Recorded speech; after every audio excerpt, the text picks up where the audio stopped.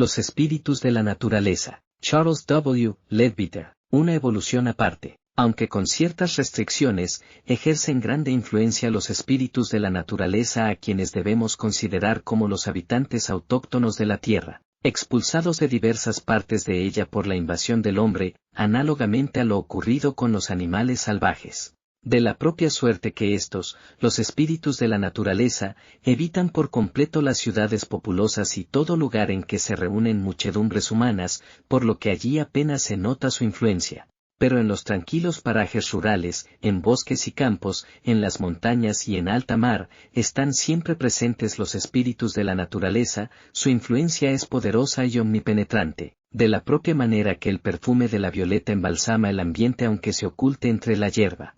Los espíritus de la naturaleza constituyen una evolución aparte, completamente distinta hoy por hoy de la evolución humana. Todos estamos familiarizados con la trayectoria de la segunda oleada de vida a través de los tres reinos elementales hasta llegar al mineral, dado que asciende por el vegetal y el animal para alcanzar la individualidad en el nivel humano. También sabemos que una vez lograda esta individualización, el progreso de la humanidad nos lleva gradualmente a las etapas del sendero y después en progresión ascendente al adepto y a las gloriosas posibilidades de un más allá. Esta es nuestra línea de desenvolvimiento, pero no hemos de incurrir en el error de creer que es la única.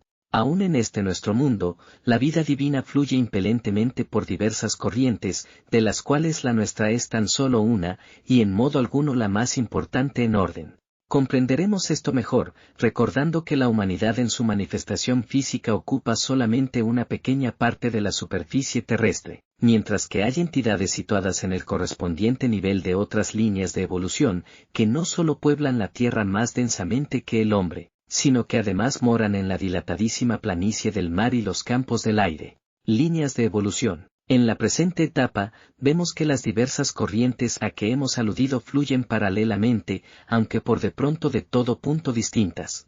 Por ejemplo, los espíritus de la naturaleza no han sido ni serán nunca individuos de una humanidad como la nuestra, y sin embargo, la vida que en ellos mora dimana del mismo logo solar de que dimana la nuestra y a él volverá como la nuestra. Hasta llegar al nivel mineral, las corrientes pueden considerarse paralelas, pero tan pronto como al trasponer el punto de conversión suben por el arco ascendente, aparece la divergencia. La etapa mineral es, por supuesto, aquella en que la vida está más profundamente sumida en la materia física, pero si bien algunas corrientes retienen formas físicas en las diversas etapas ulteriores de su desenvolvimiento, haciéndolas según adelantan más a propósito para la manifestación de su vida interna. Hay otras corrientes que desde luego desechan la materia densa y durante el resto de su desenvolvimiento en este mundo usan cuerpos constituidos exclusivamente por materia etérea. Así una de dichas corrientes o colectividad de entidades, luego de pasar por la etapa mineral, no se transporta al reino vegetal, sino que toma vehículos de materia etérea para morar en el interior de la corteza terrestre y en el seno de las compactas rocas. Muchos estudiantes no aciertan a comprender cómo es posible que haya seres vivientes que moren en el seno de las rocas o en el interior de la corteza terrestre. Sin embargo, los seres dotados de vehículos etéreos no tropiezan con la más leve dificultad para moverse, ver y oír en la masa de la roca, porque la materia física sólida es su natural ambiente y su peculiar habitación, la única a que están acostumbrados y en la que se encuentran como en su propia casa. No es fácil formar exacto concepto de estos vagos seres inferiores que actúan en amorfos vehículos etéreos, pero poco a poco van evolucionando hasta llegar a una etapa en que si bien habitan todavía en el seno de las rocas compactas, se acercan más a la superficie de la Tierra, en vez de enmadrigarse en lo más hondo de la corteza, y los más evolucionados de entre ellos son capaces de mostrarse eventualmente al aire libre durante un corto tiempo. A estos seres se les ha visto y más frecuentemente oído en las cavernas y minas. La literatura medieval les dio el nombre de gnomos. En las condiciones ordinarias no es visible a los ojos físicos la etérea materia de sus cuerpos, por lo que cuando se muestran visiblemente es porque o se han revestido de un velo de materia física, o quien los ve ha excitado su perceptibilidad sensoria hasta el punto de afectarle las ondas vibratorias de los éteres superiores y ver así lo que normalmente no percibe. No es rara ni difícil de lograr la temporánea excitación de la facultad visual que se necesita para percibir a los espíritus de la naturaleza, y por otra parte, La materialización es cosa fácil para seres situados muy cerca de los límites de la visibilidad. Así es que se les podría ver con mayor frecuencia de la que se ve, a no ser por su arraigada repugnancia a la vecindad de los hombres. En la siguiente etapa de su evolución se convierten en hadas, que suelen morar como nosotros en la superficie de la tierra, aunque todavía con cuerpo etéreo. Después de esta etapa pasan a ser espíritus aéreos en el reino de los debes o ángeles, según explicaremos más adelante. La oleada de vida en el reino mineral no solo se manifiesta por medio de las rocas que constituyen la corteza terrestre, sino también por medio de las aguas oceánicas. Y así como las rocas dejan pasar a través de ellas las inferiores formas etéreas, todavía desconocidas para el hombre, que moran en el interior del globo terráqueo. Asimismo las aguas dan paso a otras inferiores formas etéreas que tienen su morada en las profundidades del mar. En este caso, también la siguiente etapa de evolución nos ofrece formas más definidas, aunque todavía etéreas, que moran entre dos aguas y muy raras veces se muestran en la superficie. La tercera etapa, correspondiente a la de las hadas en los espíritus terrestres, nos da la enorme hueste de espíritus acuáticos que con su juguetona vida pueblan las dilatadas llanuras del océano. Las entidades que siguen estas líneas de evolución, toman cuerpos de materia exclusivamente etérea y no entran en los reinos vegetal, animal y humano, pero hay otros espíritus de la naturaleza que antes de su diversión pasan por los reinos vegetal y animal. Así en el océano hay una corriente de vida cuyas nómadas, al salir del reino mineral, entran en el vegetal en forma de algas, y luego pasan por los corales, esponjas y los enormes cefalópodos de entre dos aguas, para después emparentar con los peces y convertirse más tarde en espíritus acuáticos. Estas entidades conservan el denso vehículo físico hasta muy alto nivel, y de la propia manera observamos que las hadas terrestres no solo proceden de las filas de los gnomos, sino también de las capas inferiores del reino animal, pues hay una línea de evolución que roza ligeramente el reino vegetal en forma de hongos, y después pasa por las bacterias y animálculos de diversas especies a los insectos y reptiles, para ascender al hermoso orden zoológico de las aves, de donde al cabo de muchas encarnaciones ornitológicas entra en la todavía más bella comunidad de las hadas.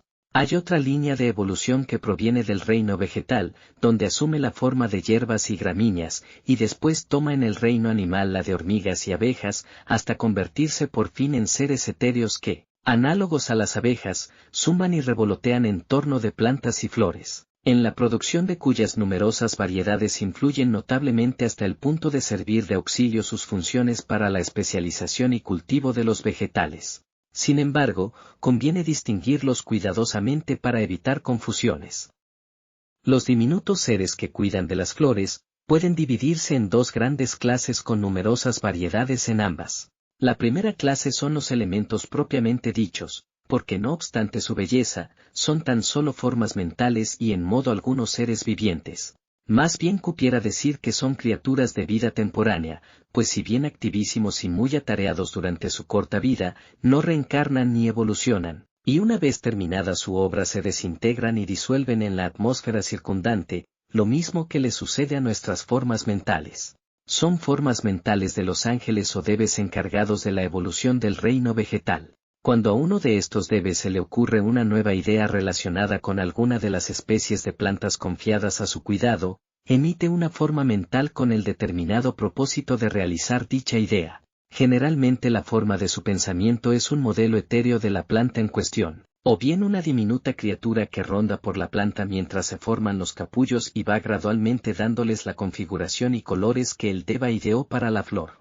Pero tan luego como la planta adquiere su completo crecimiento o se explaya la flor, termina la tarea del elemental, quien, según hemos dicho, se desvanece entonces extinguido ya su poder, porque la única alma que lo animaba era la voluntad de realizar la tarea terminada.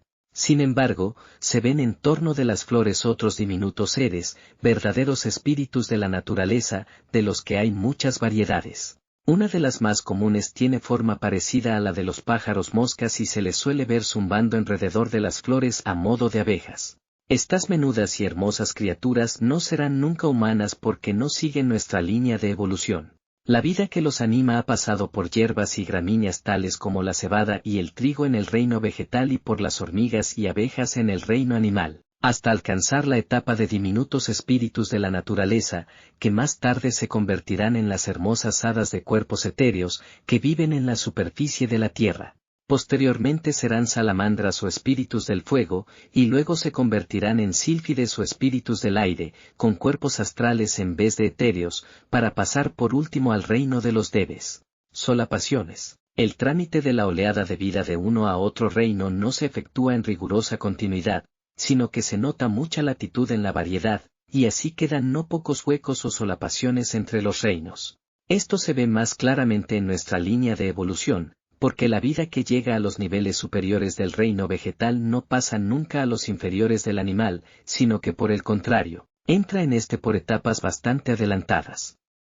Así, por ejemplo, la vida que anima un robusto árbol forestal no descenderá jamás a animar un enjambre de mosquitos, ni siquiera una familia de roedores o de rumiantes. Estas formas animales están animadas por la porción de oleada de vida que salió del reino vegetal en el nivel de la dalia o del diente de león. En todo caso se ha de recorrer la escala evolutiva, pero parece como si la parte delantera de un reino fuese paralela a la zaguera del reino inmediatamente superior, de suerte que el tránsito de uno a otro se puede efectuar por distintos niveles según los casos. La corriente de vida que entra en el reino humano esquiva por completo las etapas inferiores del reino animal. Esto es que la vida que ha de alcanzar el reino humano nunca se manifiesta en forma de insectos ni reptiles. Antiguamente entró en el reino animal por el nivel de los enormes saurios antediluvianos, pero ahora pasa directamente de las superiores formas vegetales a la de los mamíferos. De la propia suerte, cuando se individualizan los más adelantados animales domésticos, no han de humanizarse necesariamente por vez primera en la forma de primitivos salvajes. El siguiente diagrama muestra en ordenación sinóptica algunas de estas líneas evolutivas, aunque en modo alguno las contiene todas, pues sin duda hay otras no observadas todavía, con multitud de maneras de pasar de una a otra por distintos niveles. Así es que el diagrama, situado en la última página de este libro, se contrae a un amplio bosquejo del plan. Según se infiere del diagrama, en la última etapa convergen todas las líneas de evolución, o por lo menos para nuestra ensombrecida vista no hay distinción entre la gloria de los altísimos seres, aunque acaso si fuese mayor nuestro conocimiento podríamos completar el diagrama. De todos modos, sabemos que así como el reino humano está el grandioso reino de los ángeles o debes, y que la entrada en este reino es una de las 7 puertas que se abren ante los pasos del adepto. Este mismo reino de los debes es la etapa superior de la evolución de los espíritus de la naturaleza, aunque en esto vemos otro ejemplo de los saltos o solapaciones a que antes aludimos, porque el adepto entra en el reino débico por la 4ª etapa, sin pasar por las 3 inferiores, mientras que el espíritu de la naturaleza entra en el reino débico por la 1ª etapa, o sea la de los debes inferiores. Al entrar en el reino débico recibe el espíritu de la naturaleza la divina chispa de la 3ª oleada de vida y logra así la individualidad, como la logra el animal cuando entra en el reino humano. Además, de la propia suerte que el animal solo puede individualizarse poniéndose en contacto con el hombre, análogamente el espíritu de la naturaleza, para lograr la individualización, ha de ponerse en contacto con el ángel, servirle de ayudante y trabajar para complacerle, hasta que aprenda a trabajar como los ángeles. En rigor, los más adelantados espíritus de la naturaleza no son seres humanos etéreos o astrales, porque todavía no están individualizados, pero son algo más que un animal etéreo o astral, pues su grado de inteligencia es muy superior al de los animales, y en muchos puntos igual al del común de la humanidad. Por otra parte, los espíritus de la naturaleza de orden ínfimo tienen limitadísima inteligencia, por el estilo de la de los pájaros moscas, mariposas o abejas a que tanto se parecen. Según se ve en el diagrama, los espíritus de la naturaleza abarcan un amplio segmento del arco de evolución, incluyendo etapas correlativas con todas las de los reinos vegetales, animal y humano, hasta casi en la que hoy está nuestra raza. Algunos tipos inferiores de espíritus de la naturaleza no tienen nada de estéticos, pero también ocurre lo mismo con las especies inferiores de reptiles de insectos. Hay tribus de espíritus de la naturaleza, no desarrollados todavía, de gustos groseros, y por lo tanto, su aspecto está en correspondencia con su etapa de evolución. Las informes masas con enormes y rojas fauces que viven en las nauseabundas emanaciones etéreas de la sangre y del pescado podrido, son tan horribles a la vista como a la sensación de toda persona de mente pura. Igualmente repulsivas son las entidades rojinegras, semejantes a crustáceos rapaces, que planean sobre los lupanares, y los monstruos parecidos a lácteos que apetecen regodearse en los vapores alcohólicos de las orgías y festines del beodo.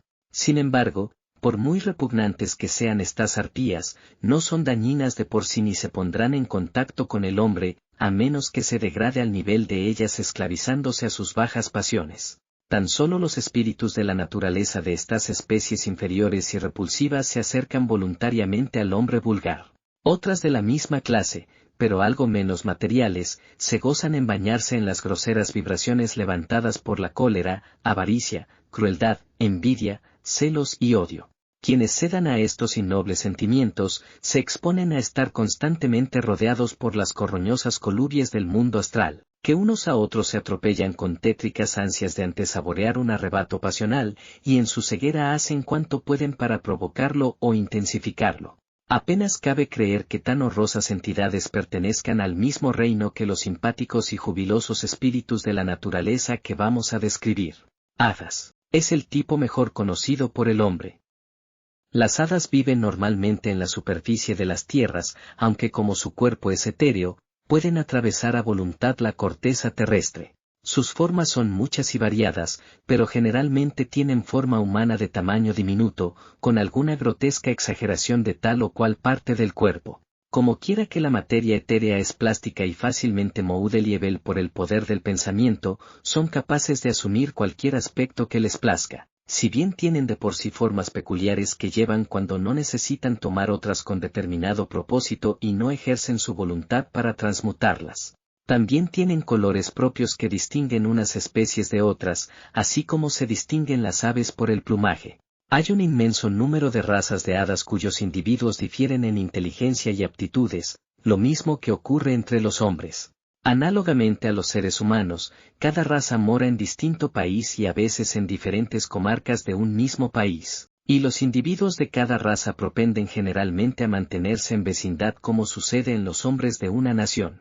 Están distribuidas las hadas por la superficie de la tierra tan diversamente cual los demás reinos de la naturaleza. Como las aves, de las que algunas de ellas proceden, hay variedades exclusivas de un país, otras que son comunes en un país y raras en otro, al paso que algunas se encuentran en todas partes. También como las aves, las hadas de más vivos y brillantes colores moran en los trópicos. Tipos étnicos. Los tipos predominantes en las diferentes partes del mundo se distinguen fácilmente y son en cierto modo característicos. Pero no puede provenir esta distinción de la persistente influencia de las hadas, que en el transcurso de los siglos han modelado a los hombres, animales y plantas de su vecindad, de suerte que el hada estableció las formas a que inconscientemente se adaptaron los demás reinos. Por ejemplo, no puede darse más señalado contraste que el que existe entre las vivarachas y juguetonas muñequitas de color anaranjado y púrpura, o escarlata y oro, que bailotean por las viñas de Sicilia, y las discretas criaturas verdigrises que se pasean gravemente por los juncales de Bretaña o las bondadosas hadas aurimorenas que frecuentan las montañas de Escocia. En Inglaterra es más común la variedad verde esmeralda, que también he visto en los bosques de Francia y Bélgica, en el estado norteamericano de Massachusetts y en las orillas del Niágara. Las vastas llanuras del país de los Dakotas están habitadas por una variedad blanca y negra, que no he visto en ninguna otra parte, y California disfruta de otra variedad muy linda, blanca y oro, que también parece ser única. La especie más común de Australia es muy característica por su admirable y luminoso color azul celeste, pero hay mucha diferencia entre las hadas de Nueva Gales del Sur y Victoria y las de la tropical Tierra de la Reina. Las de este último país se parecen mucho a las de las Indias holandesas. La isla de Java es muy prolífica en estas graciosas criaturas, de las que hay dos distintas variedades, ambas monocromáticas, una color añil con débiles reflejos metálicos, y otra en que aparece toda la gama del amarillo. Son extrañas, pero simpáticas. Una sorprendente variedad local está fastosamente exornada con alternas rayas verdes y amarillas como una chaqueta deportiva. Esta variedad listada es tal vez peculiar de aquella parte del rojo y amarillo en la península de Malaca, y verde y blanco al otro lado de los estrechos, en Sumatra. Esta gran isla también disfruta de la posesión de una variedad de hadas de un lindo color de heliotropo pálido, que anteriormente solo había visto yo en las colinas de Ceilán. La especie habitante en Nueva Zelanda es de azul intenso con motas de plata, mientras que en las islas del Mar del Sur se encuentran una variedad de color argentino irisado como una madreperla. En la India hallamos hadas de diversas especies, desde las de color rosado y verde pálido o azul claro y amarillo verdoso de las montañas del país, hasta las entremezcladas de soberbios colores, casi chillones por su intensidad, que moran en las llanuras. En algunas partes de este maravilloso país, he visto la variedad negro y oro, que es más común en los desiertos africanos, y también otra cuyos individuos parecen estatuitas de refulgente metal carmesí, semejante al latón de los atlantes. Algo parecida a esta última es una curiosa variedad que parece como fundida de bronce bruñido. Habita en la vecindad de los volcanes activos, pues los únicos parajes en donde se la ha visto son las estribaciones del Vesubio y del Etna, en el interior de lava, las Islas Sandwich, el Parque Yellowstone del norte de los Estados Unidos y en cierta comarca septentrional de Nueva Zelanda. Varios indicios dan a entender que esta variedad es una supervivencia de un tipo primitivo y representa una especie de eslabón de tránsito entre el gnomo y el hada. En algunos casos, comarcas contiguas resultan estar habitadas por muy distintas clases de espíritus de la naturaleza. Por ejemplo, según ya dijimos, los gnomos de color verde esmeralda son comunes en Bélgica, y sin embargo, a 160 kilómetros de distancia, en Holanda, apenas se ve ni uno de ellos. En cambio, hay una variedad de soberbio color de púrpura oscuro. En una sagrada montaña de Irlanda, cosa extraña es que la altura sobre el nivel del mar parece influir en la distribución geográfica de los espíritus de la naturaleza, pues los que moran en las montañas, rara vez se mezclan con los del llano. Recuerdo que al subir a la montaña de Slievenamon, una de las tradicionalmente sagradas de Irlanda, observé los definidos límites de demarcación entre los distintos tipos. Las estribaciones y escotaduras inferiores, así como las llanuras circundantes, estaban pobladas por una maligna y activísima variedad roja y negra, que pulula en todo el este de Irlanda, atraída por los centros magnéticos que hace cerca de 2000 años establecieron los sacerdotes magos de la antigua raza milesia para asegurar y perpetuar su dominio sobre las gentes, manteniéndolas bajo la influencia de la gran ilusión. Sin embargo, al cabo de media hora de ascensión a la montaña, no vi ni uno de estos seres rojinegros, sino que la falda estaba allí poblada por el apacible tipo azul moreno que desde hace mucho tiempo debía especial vasallaje al Tuatha de Danann. También tienen estos su zona perfectamente deslindada, y ningún espíritu de la naturaleza de cualquier otro tipo se atreve a penetrar en el espacio aledaño a la cumbre consagrada a los poderosos debes de color verde que durante más de 2000 años están allí custodiando uno de los centros de fuerza viva que eslabonan el pasado con el futuro de la mística tierra de Erin. Estos debes aventajan al hombre en estatura, y sus gigantes formas son del color de las nuevas hojas primaverales, pero de indescriptible suavidad, refulgencia y brillo. Miran a la tierra con sus admirables ojos que lucen cual estrellas, llenos de la paz de quienes viven en lo eterno y esperando con la tranquilidad certeza que infunde el conocimiento, la llegada del señalado tiempo.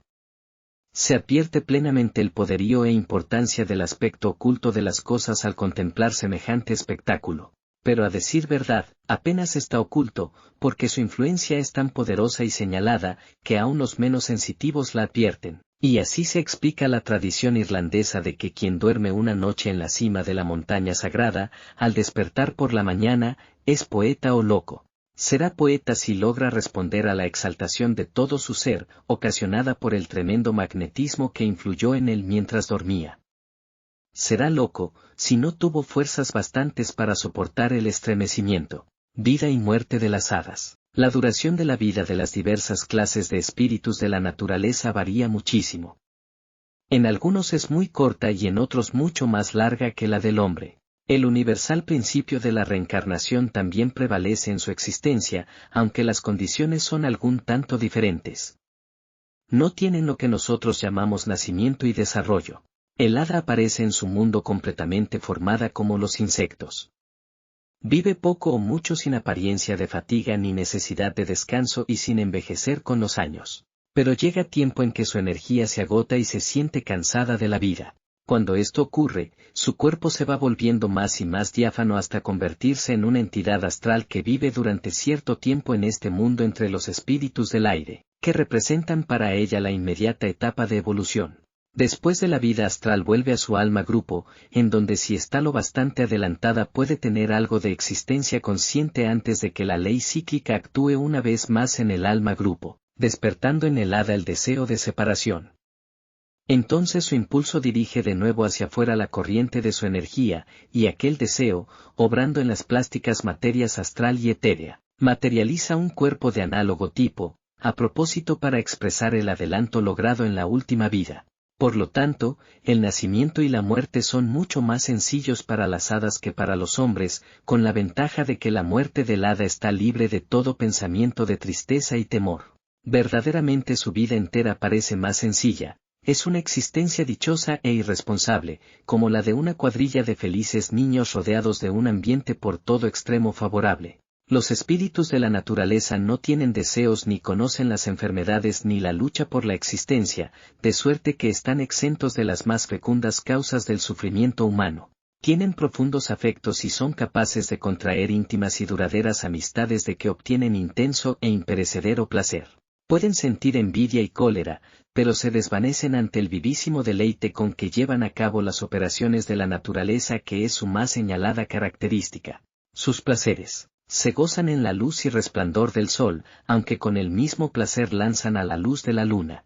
Participan de la satisfacción de la sedienta tierra, de las flores y de los árboles al caer la lluvia, y también juguetean igualmente dichosas con los copos de nieve. Gustan de flotar perezosamente en la calma de una tarde de verano, y sin embargo también se solazan con la violencia del viento. No solo admiran con una vehemencia que pocos de nosotros pueden comprender la belleza de un árbol o de una flor, la delicadeza de sus matices o la gracia de su forma, sino que toman vivísimo interés y sienten hondo deleite en todos los procesos de la naturaleza, en la circulación de la savia, el brote de los renuevos y el nacimiento y caída de las hojas.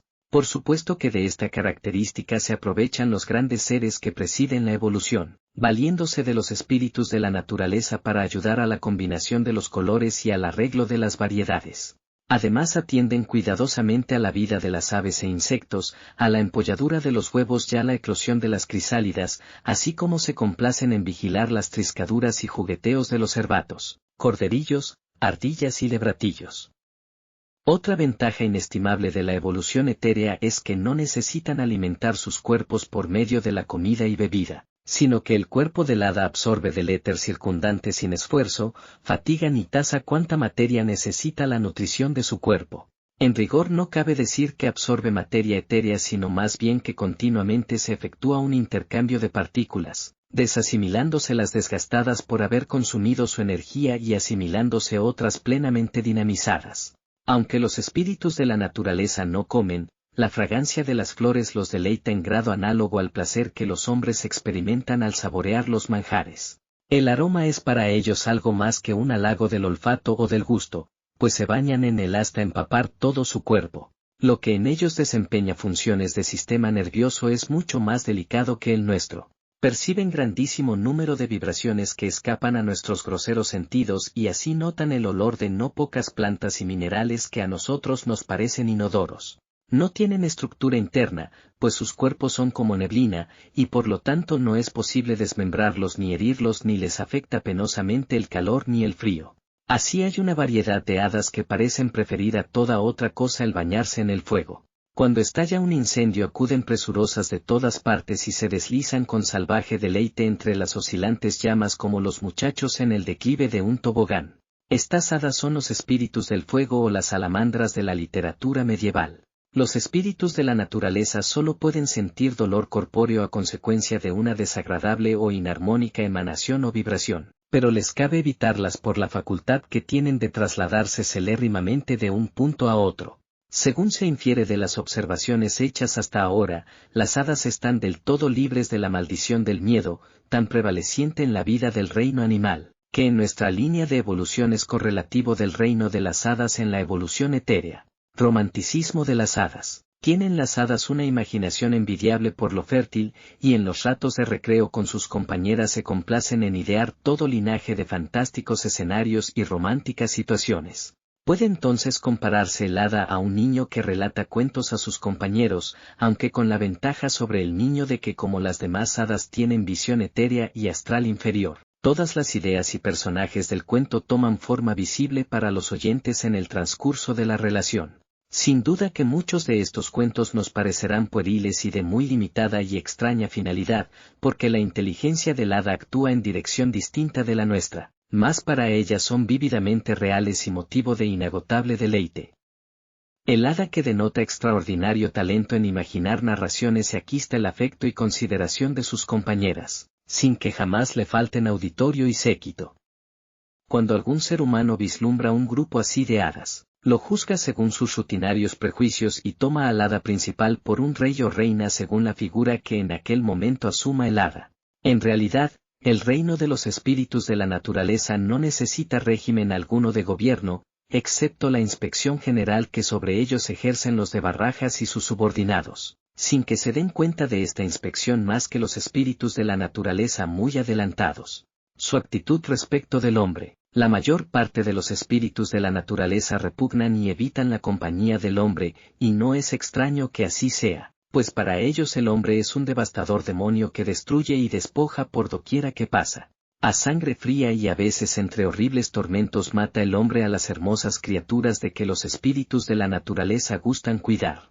Abate los árboles, ciega las hierbas, arranca las flores y decidiosamente las echa para que se marchiten. Suplanta la amable vida en el seno de la naturaleza con sus horribles ladrillos y cementos, y la fragancia de las flores con los mefíticos vapores de sus manipulaciones químicas y el ensuciador humo de sus fábricas. ¿Es extraño que las hadas nos miren con horror y se aparten de nosotros como nos apartamos de un reptil ponzoñoso? No solo devastamos cuanto más amable es para las hadas, sino que la mayor parte de nuestros hábitos y emanaciones les desagradan. Envenenamos el suavísimo aire con repugnantes vapores de alcohol y humo de tabaco. Nuestras inquietas e indómitas pasiones levantan un continuo flujo de corrientes astrales que las perturba y enoja con el mismo disgusto que tendríamos nosotros si nos vaciaran encima un cubo de agua infecta. Para los espíritus de la naturaleza la cercanía del hombre ordinario equivale a estar bajo la furia de un huracán que soplara en una sentina. No son ángeles con el perfecto conocimiento a que acompaña la perfecta paciencia, sino que son como niños inocentes y algunos de ellos cual juguetones gatitos excepcionalmente inteligentes. Por otra parte es extraño que nos repugnen, rechacen y eviten si por costumbre ultrajamos sus más nobles y elevados sentimientos.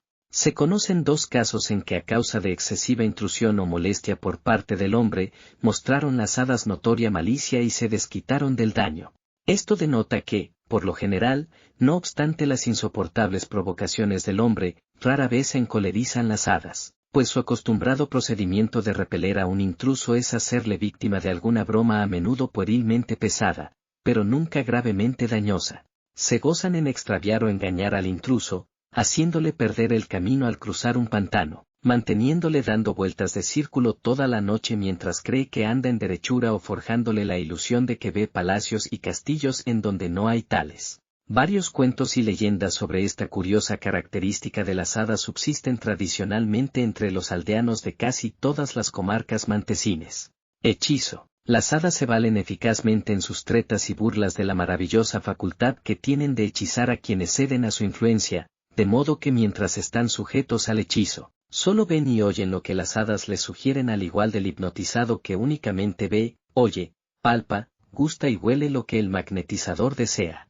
Sin embargo, los espíritus de la naturaleza no tienen la hipnótica facultad de dominar la voluntad humana, excepto cuando se trata de gentes de pobre entendimiento que ceden a un invencible terror durante el cual queda en suspenso la voluntad. Las hadas no tienen otro poder que el de alucinar los sentidos, pero en esto son indiscutiblemente maestras y no han faltado casos en que hechizaron de golpe a gran número de gentes. Los juglares de la India efectúan con el impetrado auxilio de las hadas sus más sorprendentes suertes, entre ellas la del cesto o aquella otra en que el juglar lanza aire arriba una cuerda que se coloca y mantiene tirante en el espacio sin apoyo alguno, hasta que desaparece luego de saltar por ella el prestidigitador. Los circunstantes están en este caso colectivamente alucinados y se figuran que presencian una serie de sucesos que no han ocurrido en realidad. El poder del hechizo consiste sencillamente en forjar una vigorosa imagen mental y proyectarla después en la mente del hechizado. A la generalidad de los hombres les parecerá eso casi imposible porque nunca lo intentaron ni tienen idea de cómo se realiza. La mente del hada no es tan amplia como la del hombre, pero está acostumbradísima a forjar imágenes y proyectarlas en ajenas mentes, porque tal es una de las principales tareas de su vida cotidiana. No es extraño que con tan continuada práctica sean las hadas expertas en esta operación, que resulta mucho más sencilla para ellas cuando, como en el caso de los juglares índicos, se ha de reproducir centenares de veces la misma imagen, hasta que cada pormenor se traza sin esfuerzo a consecuencia del hábito. Para comprender bien cómo se hace esto, debemos recordar que las imágenes mentales tienen realidad, pues son construcciones de materia mental, y que la línea de comunicación entre la mente y el cerebro físico pasa por las contrapartes astral y etérea de este mismo cerebro, pudiendo interceptarse la comunicación por medio de un obstáculo colocado en cualquier punto intermedio. Algunos espíritus de la naturaleza suelen concurrir a las sesiones espiritistas con objeto de remedar engañosamente los fenómenos físicos. Quienes hayan frecuentado dichas sesiones recordarán casos de bromas y burlas sin malicia, que denotan casi siempre la presencia de un espíritu de la naturaleza, aunque también cabe atribuirlas a un difunto que en vida fue lo bastante casquivano para creer que divierten las tonterías y no ha tenido aún tiempo de adquirir sabiduría. Ejemplos de amistad. Por otra parte, hay ejemplos en que algunos espíritus de la naturaleza han contraído amistad con seres humanos, ofreciéndoles cuanta ayuda estaba en su poder prestarles, como en las conocidas narraciones de las sirvientas escocesas o las hadas que encienden el fuego de las cenicientas. También hubo casos, aunque rarísimos, en que un hombre predilecto de las hadas fue admitido a presenciar sus festines y compartir durante algún tiempo su género de vida. Dícese que los animales silvestres se acercan confiadamente a los yogis indios porque instantáneamente conocen que son amigos de todo ser viviente. De la propia manera, las hadas se agrupan en torno del hombre que entra en el sendero de santidad, pues notan que sus emanaciones son menos tormentosas y más agradables que las de los hombres cuya mente está aún fija en los negocios mundanos. A veces se ha visto que las hadas se acercan a los niños pequeñuelos y les muestran mucho afecto, especialmente a los de viva imaginación y propensos al ensueño, pues son capaces las hadas de ver y complacerse en las formas mentales de que el niño se rodea. También hubo casos en que las hadas tomaron vivo cariño a un pequeñuelo sumamente simpático e intentaron llevárselo a sus moradas con el sincero propósito de librarlo del que les parecía horrible destino de crecer y vivir entre el vulgo de los hombres. En las narraciones demóticas hay algo referente a suplantaciones de niños, aunque también obedecen a otras causas de que más adelante hablaremos. Ha habido épocas, más a menudo en el pasado que en el presente, en que algunas variedades de hadas, análogas en forma y tamaño al hombre, se complacían en materializarse con cuerpos físicos temporáneos, pero definidos, a fin de ponerse por este medio en deshonestas relaciones con las mujeres de su elección. En esto se basan las antiguas leyendas mitológicas de faunos y sátiros, aunque también se refieren a seres de una evolución subhumana, de todo punto distinta de la etérea. Espíritus del agua. Por numerosas que sean las hadas de la superficie de la tierra, casi siempre alejadas de la vecindad del hombre, son todavía más numerosas las hadas marinas, nereidas o espíritus del agua que moran en la superficie del mar. Hay tantas variedades como en la tierra. Los espíritus de la naturaleza del Pacífico difieren de los del Atlántico, y de unos y otros del Mediterráneo. Las especies que juguetean en el indescriptible azul luminoso de los mares tropicales son muy distintas de las que saltan por entre la espuma de los grises mares del norte. Diferentes también son los espíritus de los lagos, ríos, cascadas y cataratas, pues tienen más puntos de analogía con las hadas terrestres que con las nereidas de alta mar. Sus formas son variadísimas, aunque con más frecuencia remedan la humana. En general propenden a tomar formas más amplias que las hadas de los bosques y las montañas, pues así como éstas son diminutas, las nereidas asumen la forma y estatura humanas. A fin de evitar errores conviene insistir en el proteico carácter de los espíritus de la naturaleza, que tanto los de la tierra como los del agua pueden aumentar o disminuir su tamaño a voluntad y tomar la forma que les plazca. Teóricamente no hay restricción en esta facultad, pero en la práctica tiene sus límites, aunque muy amplios.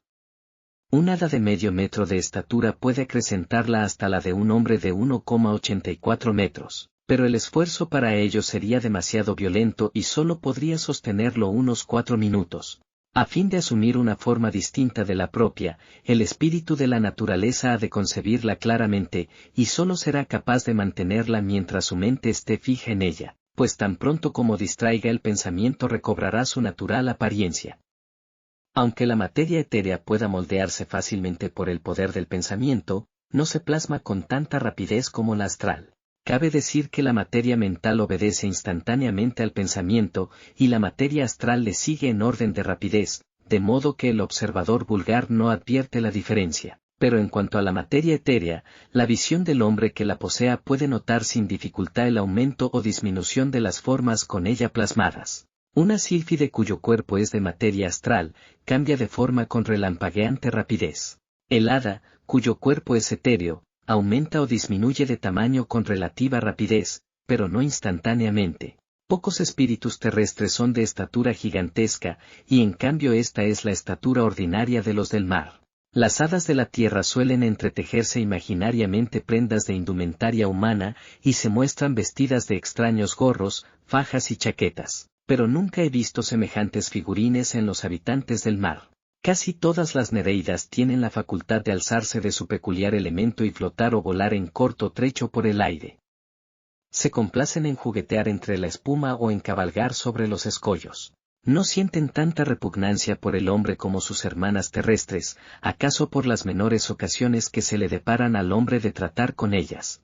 No descienden a mucha profundidad del agua y nunca se sumergen más allá del alcance de la luz, de modo que siempre queda considerable espacio entre sus dominios y los de las menos evolucionadas criaturas de entre dos aguas. Hadas de agua dulce. Algunas especies muy hermosas habitan en las aguas interiores, donde el hombre no ha posibilitado aún su existencia. Desde luego que los residuos fabriles y fecales que contaminan las aguas próximas a las ciudades populosas les disgustan, pero no hacen objeción contra las turbinas y aceñas que funcionan en comarcas tranquilas, pues a veces se las ha visto solazándose en la corriente de un molino.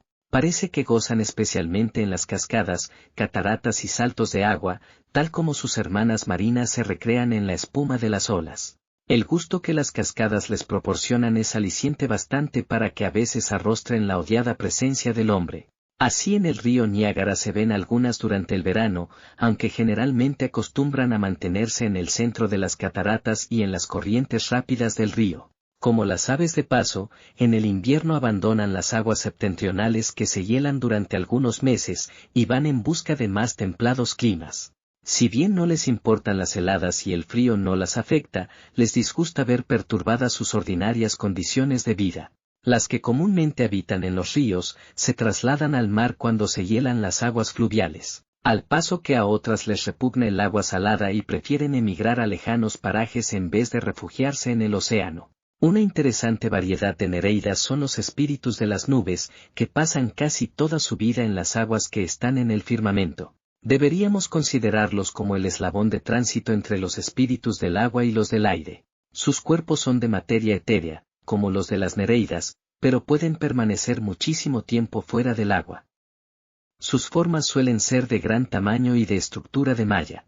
Se parecen algo a ciertas variedades de nereidas, y cuando el cielo está despejado gustan de sumergirse en el mar. Su habitual residencia es el luminoso silencio de las nubes, que por pasatiempo favorito modelan en fantásticas formas o las disponen en las seriadas filas a que llamamos cielo aborregado. Sílfides. Vamos a considerar ahora el tipo superior del reino de los espíritus de la naturaleza, o sea la etapa en que convergen las líneas de desenvolvimiento de las hadas de tierra y mar.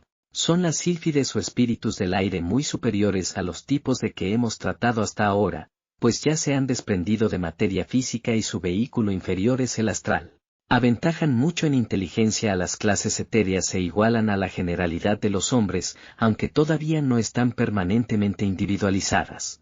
Por estar tan evolucionados estos seres, pueden comprender acerca de la vida mucho más que los animales al separarse de su alma grupal, y así ocurre que conocen que les falta la individualidad y anhelan ardientemente lograrla.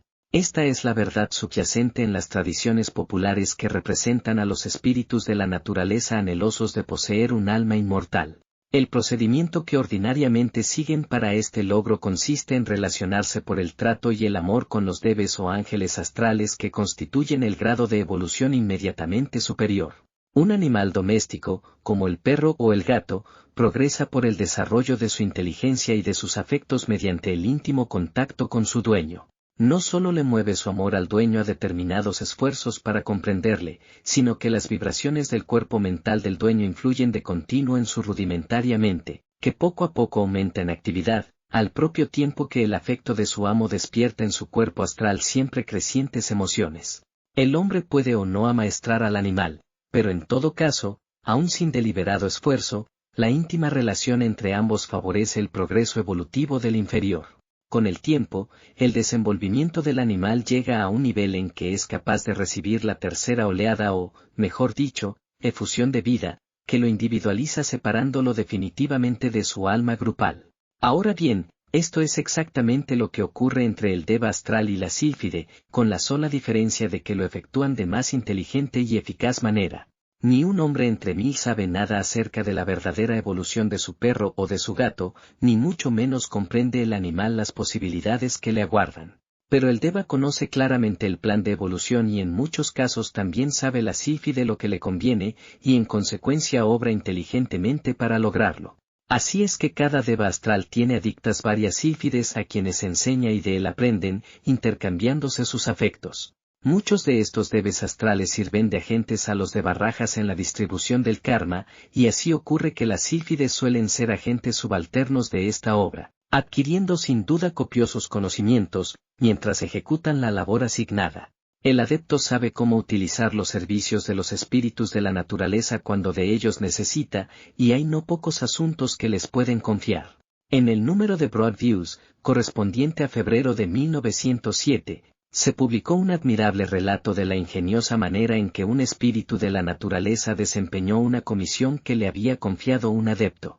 Se le encargó que distrajese a un inválido enfermo de gripe, y durante 5 días el espíritu le entretuvo con curiosas e interesantes visiones cuyo feliz resultado, según confesión del mismo enfermo, fue alegrar los días que en ordinarias circunstancias hubieran sido de insufrible tedio. Le mostró el espíritu de la naturaleza una desconcertante variedad de escenas en que aparecían el interior de semovientes rocas con diversidad de seres en ellas.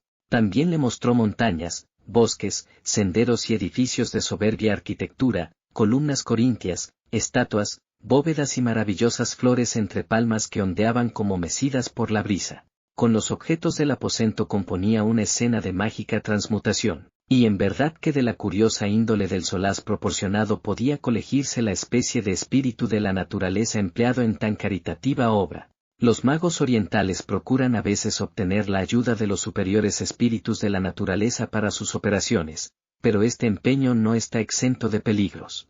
Al efecto han de valerse de la invocación o de la evocación. La invocación consiste en atraer al espíritu con súplicas y concertar el asunto con él. La evocación estriba en actualizar influencias que muevan al espíritu a obedecerle. Si fracasa en el intento se expone a provocar la hostilidad con riesgo de inutilizarlo prematuramente, o por lo menos lo colocará en situación desairada y ridícula. Hay muchas variedades de sílfides que difieren en poder, inteligencia, aspecto y costumbres. Desde luego que no están tan contraídas a determinada localidad como las clases ya descritas, aunque también parecen reconocer los límites de diversas zonas de altitud, pues unas variedades flotan siempre cerca de la superficie terrestre, mientras que otras veces se acercan a ella.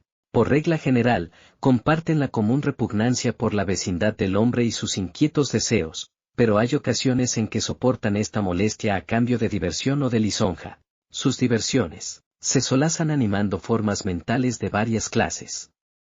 Por ejemplo, un novelista produce vigorosas formas mentales de todos sus personajes y los va moviendo, como si fueran polichinelas, en su diminuto escenario, pero a veces un tropel de jubilosos espíritus de la naturaleza se apodera de las formas mentales creadas por el novelista y desarrollan la acción bajo un plan improvisado por la excitación del momento, de modo que el desalentado autor nota que sus muñecos se le han ido de la mano y demuestran voluntad propia. La afición a las jugarretas, tan características en algunas hadas, persiste en las especies inferiores de sílfides, cuyas personificaciones no son ya de índole tan inofensiva.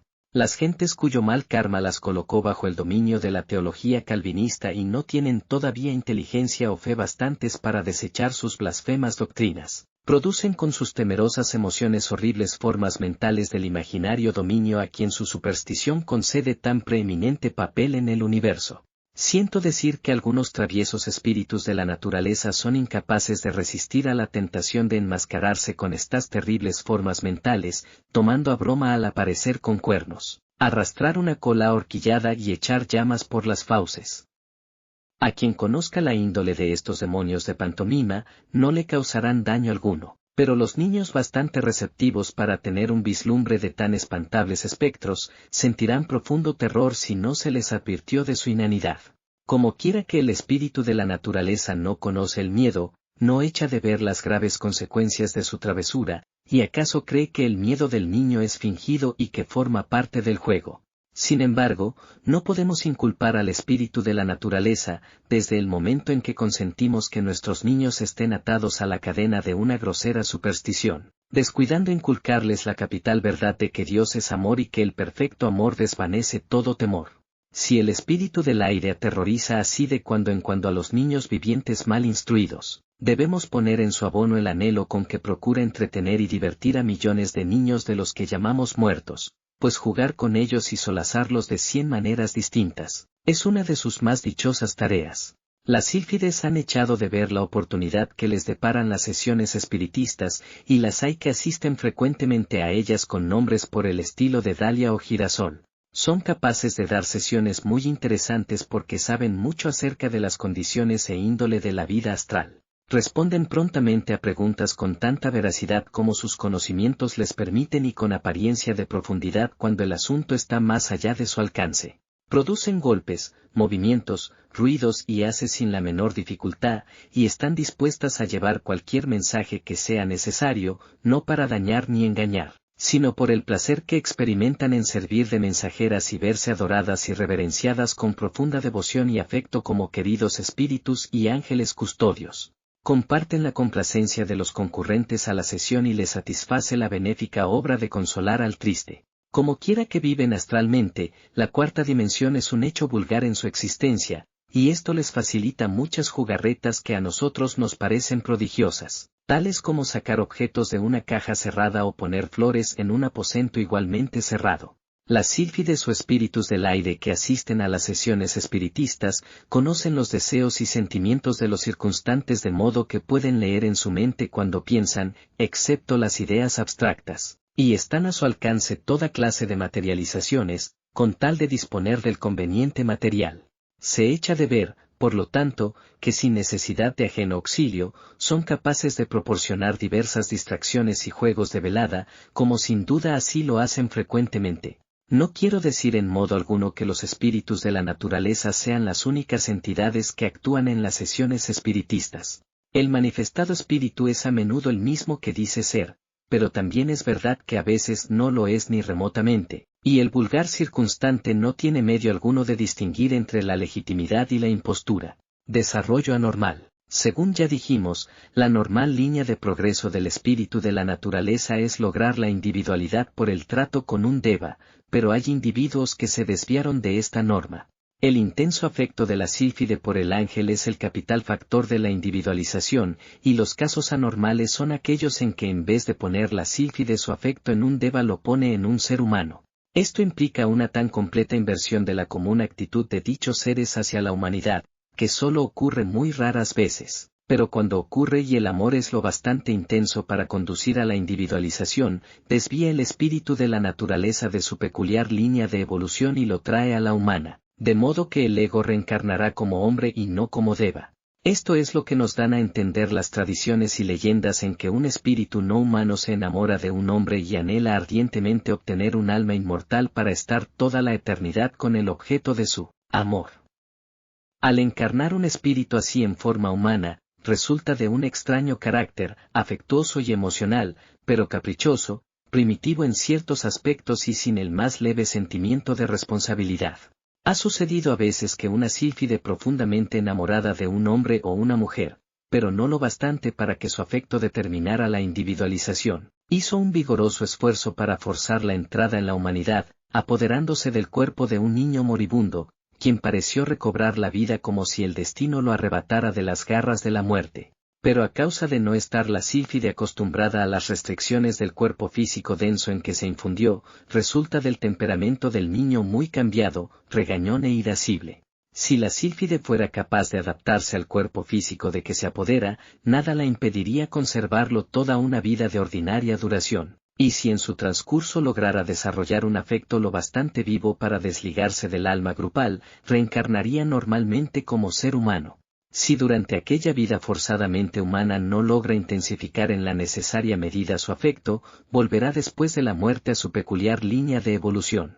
Estos hechos corroboran la verdad entrañada en las leyendas y tradiciones de suplantación de criaturas que abundan en todos los países del noroeste de Europa, en China, y también, según referencias, entre los indígenas de las Abras del Pacífico en la América del Norte. Ventajas de este estudio. El reino de los espíritus de la naturaleza es un interesantísimo campo de estudio al que se le ha prestado escasa atención.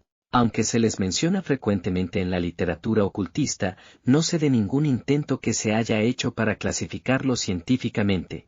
Este vasto reino de la naturaleza necesita un Cuvier o un Linneo, pero acaso cuando haya abundancia de investigadores, podremos esperar que uno de ellos tome a su cargo la tarea y nos proporcione en calidad de obra maestra de su vida una acabada y completa historia natural de estos deleitosos seres. No será trabajo perdido ni estudio inútil.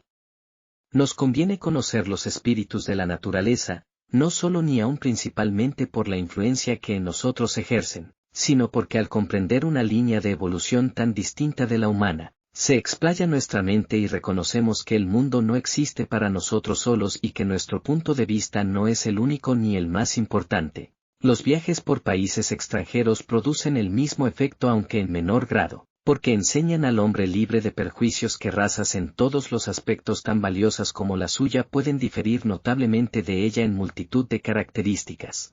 En el estudio de los espíritus de la naturaleza hallamos la misma idea mucho más ampliada. Es un reino radicalmente disimilar, sin sexo, exento de temor, ignorante de la lucha por la existencia, y sin embargo, la meta final de su evolución es en todo y por todo análoga a la que se alcanza por la línea de evolución humana. Al aprender esto, podremos descubrir algo más de los múltiples aspectos del logos y aprenderemos a tener modestia, caridad y tolerancia de pensamiento.